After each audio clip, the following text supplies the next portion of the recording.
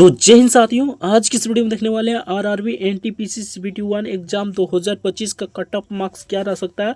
RRB NTPC CBT 1 exam का analysis करने वाला है, ठीक ना। इसका कट ऑफ मार्क्स क्या रहेगा इस वीडियो में पूरा डिटेल के साथ जानकारी देंगे। 5 जून से लेकर 20 जून तक, यानी 5 जून से लेकर 20 जून तक का एग्जाम एनालिसिस डाटा देखेंगे कि आपका एग्जाम में कितने छात्र यहाँ पर प्रेजेंट हुए, ठीक ना। एप्लीकेशन अटेंडेंस कितना रहा छात्रों का, ठीक ना। उसके बाद देखेंगे एग्जाम का लेवल कैसा था, डिफिकल्टी लेवल कितना था और स्टूडेंट ने कितना अटेम्प्ट कर रहा है। तो इस वीडियो में पूरा डिटेल के साथ जानकारी देंगे, इसलिए वीडियो को शुरू से लेकर एंड तक जरूर देखिएगा। चैनल पर नए तो चैनल को सब्सक्राइब जरूर से कर लीजिएगा। वीडियो को लाइक नहीं किए तो वीडियो को लाइक जरूर से कर दीजिएगा। और सारा चीज़ देखने के बाद आपको बताएंगे कट ऑफ मार्क्स कितना रह सकता है, ठीक ना। वैसे तो एग्जैक्ट कटअप अभी नहीं बता सकते हैं, लेकिन अनुमानित कटअप बताएंगे कि इतना अगर आ रहा है तो आपका रिजल्ट होने की पूरी संभावना है। तो चलिए फटाफट से वीडियो को शुरू करते हैं। आपसे ये रिक्वेस्ट होगा कि वीडियो को शुरू से लेकर एंड तक जरूर देखिएगा। रेलवे की पल पल अपडेट के लिए हमारे चैनल को सब्सक्राइब करना ना भूलिएगा। तो चलिए हम फटाफट से वीडियो को शुरू करते हैं। तो चलिए फ्रेंड्स, यहाँ पर हम बात करते हैं आरआरबी एनटीपीसी सीबीटी 1 एग्जाम 2025। जैसा कि आप सभी को पता हो, ग्रेजुएट लेवल का भी एग्जाम चल रहा है, ठीक ना। और 5 जून से लेकर 24 जून तक एग्जाम चलने वाला है। तो आज की वीडियो में देखने वाले 5 जून से लेकर 20 जून तक यहाँ पर एग्जाम एनालिसिस देखने वाले हैं। किस प्रकार पेपर का लेवल कैसा था, अटेम्प्ट छात्रों ने अटेम्प्ट कितना किया है, उसके बाद अटेंडेंस छात्रों का अटेंडेंस कितना रहा है, एग्जाम पैटर्न क्या है, इसके बारे में पूरा डिटेल के साथ जानकारी देंगे। जैसे कि हिस्ट्री हो गया, पोलिटी हो गया, ज्योग्राफी, ये सब के बारे में, यानी कि जीके और जिसमें किस प्रकार क्वेश्चन पूछा जा रहा है और कितना प्रश्न पूछा जा रहा है, क्या ये सीरियल वाइज आ रहा है या मतलब कि सब्जेक्ट वाइज आ रहा है। तो इस वीडियो में पूरा डिटेल के साथ जानकारी देंगे, इसलिए वीडियो को शुरू से लेकर एंड तक जरूर देखिएगा।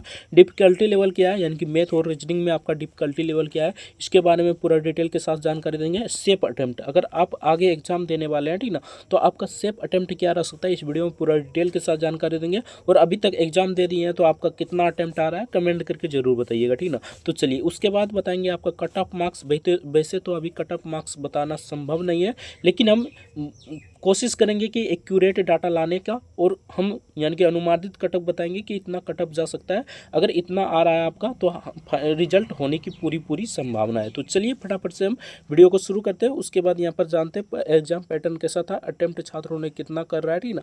तो चलिए पहले एग्जाम पेपर की लेवल की बात करें तो पेपर का लेवल देख लीजिए 5 जून से लेकर, ठीक ना, 5 जून से लेकर 20 जून तक की बात करें तो एक यानी कि पेपर का लेवल आपका मॉडरेट ये आ रहा है, ठीक ना। मॉडरेट लेवल कह सकते हैं, ठीक ना।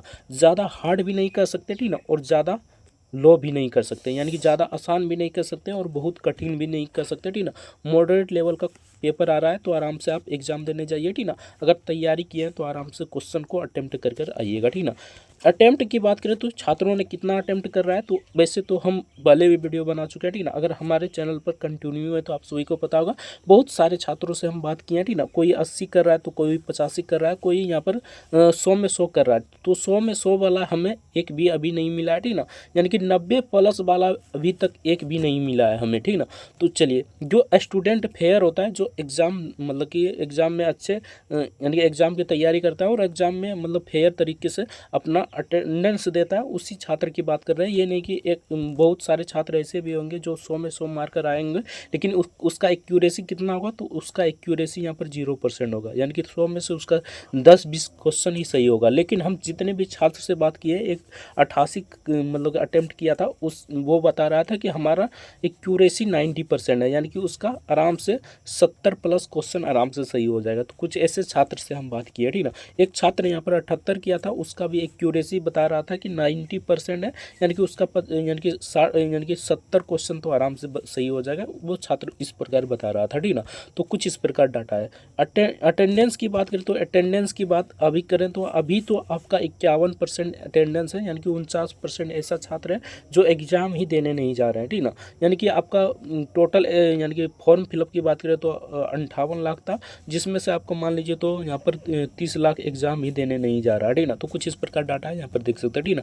यानी अटेंडेंस पहली तो हमें पता चला कि 49.49%, लेकिन अभी जो न्यूज़ आता है उसमें 51% बता रहा है, ठीक ना। आगे बात करते हैं, यहाँ पर देख सकते हैं एग्ज़ाम पैटर्न की। एग्ज़ाम पैटर्न हूबहू वही है, ठीक ना।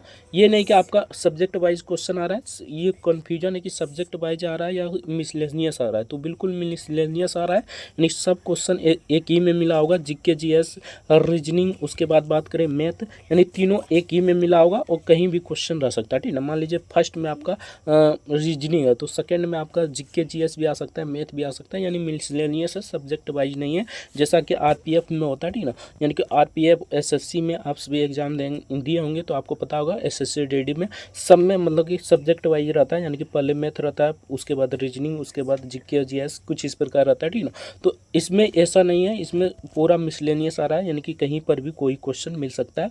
और जितना क्वेश्चन, मान लीजिए 30 क्वेश्चन आपका मैथ का है तो 30 क्वेश्चन मैथ का रहता है, 30 प्रश्न आपका रीजनिंग का है तो 30 प्रश्न रीजनिंग का रहता है, और 40 प्रश्न आपका जीके जीएस का है तो 40 प्रश्न यहाँ पर जीके और जीएस का रहता है, ठीक ना। उसी प्रकार यहाँ पर बात करें तो डिफिकल्टी लेवल की, तो यहाँ पर देखिए एग्जाम पैटर्न वही है, ठीक ना। यानी कि जीके जीएस में आपका सबसे क्वेश्चन पूछा जा रहा है, यानी कि आपका हिस्ट्री हो गया, हिस्ट्री से 4 से 5 प्रश्न पूछा जा रहा है। पोलोटी में की बात करें तो इसमें 5 से 6 प्रश्न पूछा जा रहा है, यानी कि पोलोटी का सबसे ज़्यादा वेटेज है। उसके बाद बात करें इकोनॉमिक्स का, तो इकोनॉमिक्स में भी पूछा जा रहा है, लेकिन इसमें डाटा बेस्ड क्वेश्चन पूछा जा रहा है, इससे आपका 3 से 4 प्रश्न पूछा जा रहा है, यानी कि 2 से 3 या 3 से 4, कई कई शिफ्ट में तो 1 से 2 क्वेश्चन भी पूछा गया है, तो एवरेज में मान सकते हैं 2 से 3 प्रश्न पूछा जा रहा है।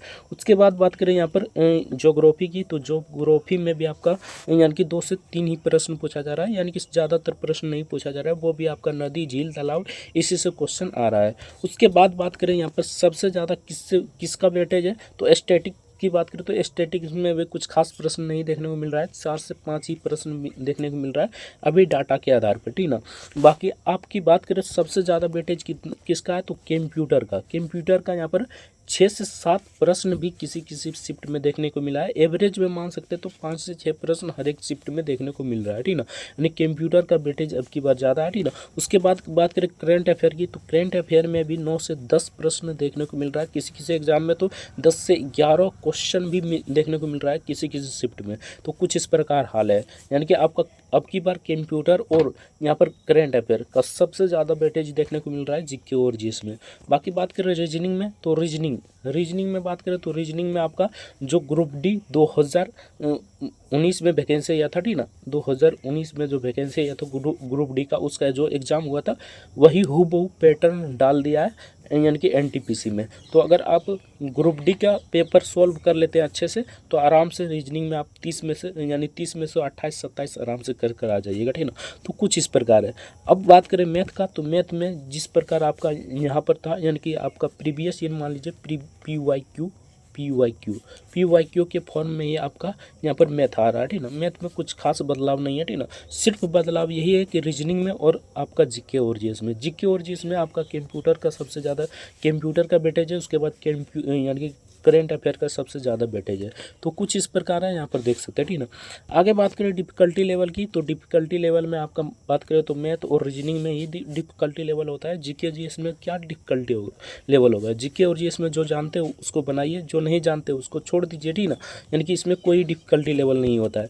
बाकी मैथ में बात करें तो मैथ में 4 से 5 प्रश्न ऐसा आ रहा है, ठीक ना। 4 से 5 प्रश्न मैथ में ऐसा आ रहा है जो आपको मतलब कि टाइम टेकिंग है, ठीक ना। इसको बना भी नहीं पाइएगा और टाइम टेकिंग है, तो इसको इग्नोर कर ही चलिएगा, ठीक ना। उसके बाद बात करें रीजनिंग का, तो रीजनिंग में भी आपका यहाँ पर मान लीजिए तो 2 से 4 प्रश्न, यानी कि 2 से 4 प्रश्न यहाँ पर टाइम टेकिंग है, जो तो बन तो जाएगा लेकिन इसमें टाइम लेगा। इसमें पजल हो गया, ठीक ना, एक नंबर में पजल हो गया, और दूसरा नंबर में आपका हो गया सीटिंग अरेंजमेंट। दूसरा नंबर में कौन हो गया, सीटिंग अरेंजमेंट। कुछ इस प्रकार है, ठीक ना, इसको देख लीजिएगा। बाकी यहाँ पर डिफ़िकल्टी लेवल की बात करें, डिफ़िकल्टी लेवल और मैथ और रीजनिंग में वही 2-4 प्रश्न में आ रहा है, बाकी सब प्रश्न नॉर्मल ही पूछा जा रहा है, यानी कि हार्ड नहीं, यानी कि हार्ड भी नहीं पूछा जा रहा है और नॉर्मल भी ज़्यादा नहीं पूछा जा रहा है, ठीक ना, मॉडरेट लेवल में पूछा जा रहा है। सेफ अटेम्प्ट की बात करें, अगर आगे आप एग्जाम देने वाले हैं, ठीक ना, अगर सेफ अटेम्प्ट की बात करें तो सेफ अटेम्प्ट आपका कितना रह सकता है, तो अगर जनरल कैटेगरी से बिलोंग करते हैं तो 70 प्लस तो हर हाल में आपको कर आना है, ठीक ना, तभी आपका रिजल्ट बनने की पूरी संभावना है। तो कुछ इस प्रकार है, अगर 70 अटेम्प्ट कर 70 प्लस ही कीजिएगा, जितना जानते हैं उतना अटेम्प्ट कीजिएगा आप, ठीक ना। लेकिन नेगेटिव मार्किंग से बचिएगा, जो क्वेश्चन बिल्कुल नहीं जानते उसको बिल्कुल आपको टच भी नहीं करना है, छोड़कर आ जाना है, ठीक ना। तो कुछ इस प्रकार जानकारी है, यहाँ पर देख सकते हैं, ठीक ना। कट ऑफ की बात करें तो अभी तो कट ऑफ बताना उतना संभव नहीं है कि कट ऑफ इतना बता दें उतना बता दें। तो यहाँ पर देख सकते हैं कुछ इस प्रकार इस लेवल की यानी कि पेपर का लेवल, अटेम्प्ट, उसके बाद अटेंडेंस, उसके बाद exam pattern, difficulty level, safe attempt, सब कुछ बता दिए हैं। इसके आधार पर यानी कि ये सब पॉइंट के आधार पर, जैसे कि पेपर का लेवल मॉडरेट है, अटेम्प्ट छात्रों का वही मान लीजिए 80-85, कुछ छात्र ऐसे भी हैं जो 75-78 कर रहे हैं, यानी 70 प्लस ही सबका अटेम्प्ट है। उसके बाद अटेंडेंस की बात करें तो अटेंडेंस वही 50% मान लीजिए, 50% आपका अटेंडेंस है।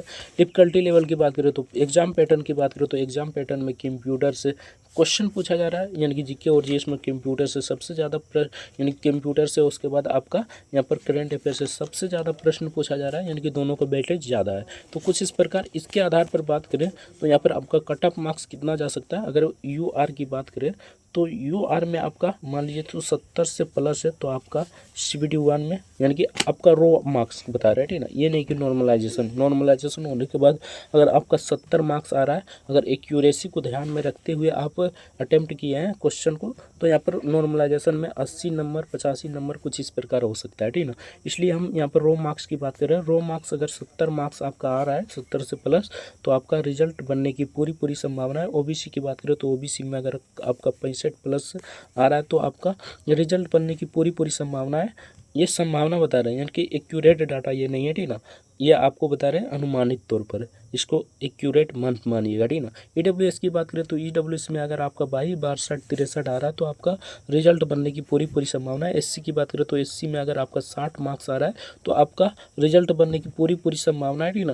उसके बाद एसटी में बात करें, ये नॉर्मलाइजेशन मार्क्स नहीं बता रहे हैं, ये रो मार्क्स बता रहे हैं। नॉर्मलाइजेशन के बाद ये मार्क्स आराम से 2-4 यानी कि 10 मार्क्स भी बढ़ सकता है और 5 मार्क्स तो आराम से बढ़ जाएगा, ठीक ना।